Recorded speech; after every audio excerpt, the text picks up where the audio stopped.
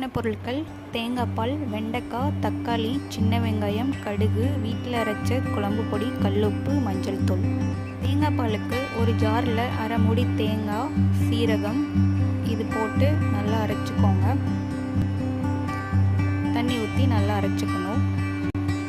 இந்த மாதிரி வலுவலுன்னு அரைச்சதுக்கப்புறம் இதை நம்ம வடிகட்டி வச்சுக்கலாம்.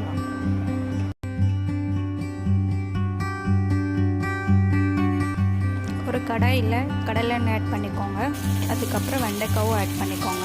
பண்ணிவிட்டு நல்லா வதக்கிட்டே இருங்க. அப்போ தான் குழம்பு வைக்கும்போது அந்த வெண்டைக்காய் பிசு பிசுன்னு வராது. அதனால தான் நம்ம எண்ணெயில் ஊற்றி ஃபஸ்ட்டே வதக்கி வச்சுக்கணும். இது மாதிரி நல்லா கொஞ்சம் வதக்கிக்கோங்க.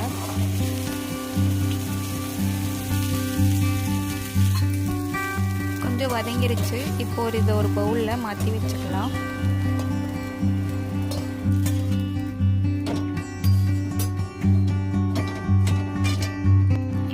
அதே கடாயிலே கொஞ்சம் கடலெண்ணெய்,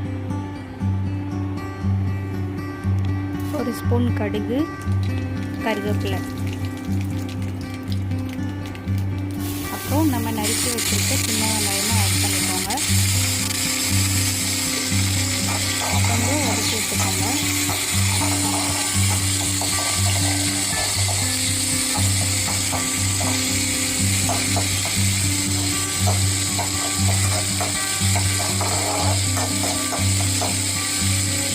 அதுக்கப்புறம் தக்காளி ஆட் பண்ணிக்கோங்க.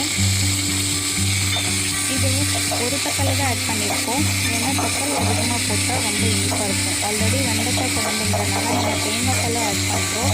தேங்காய் பால்லே ஸ்வீட் கொஞ்சம் இருக்கும், வெண்டைக்காயிலே கொஞ்சம் இனிப்பு இருக்கும். அதனால தக்காளி ஒன்று மட்டும் தான் போட்டிருக்கோம். இப்போ ஆல்ரெடி நம்ம வதக்கி வச்சுருக்க வெண்டைக்காவும் இதில் ஆட் பண்ணிட்டோம்.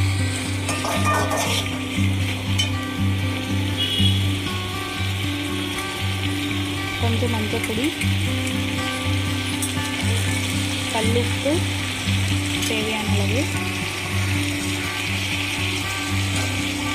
அப்புறம் வீட்டில் அரைச்சி வச்சுருக்க குழம்பு மிளகாய் பொடி ஆட் பண்ணிக்கிறோம்.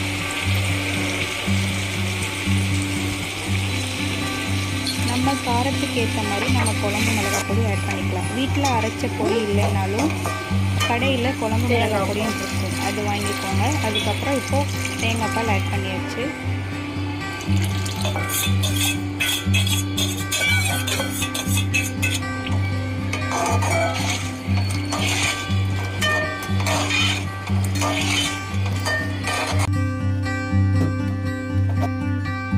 கொஞ்சம் தண்ணி ஆட் பண்ணிக்கோங்க.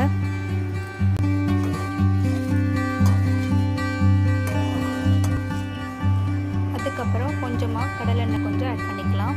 இந்த மாதிரி கொஞ்சம் நல்லா கொதிக்க விடுங்க. நல்லா கொதிச்சதும் இந்த மாதிரி வத்திரும்.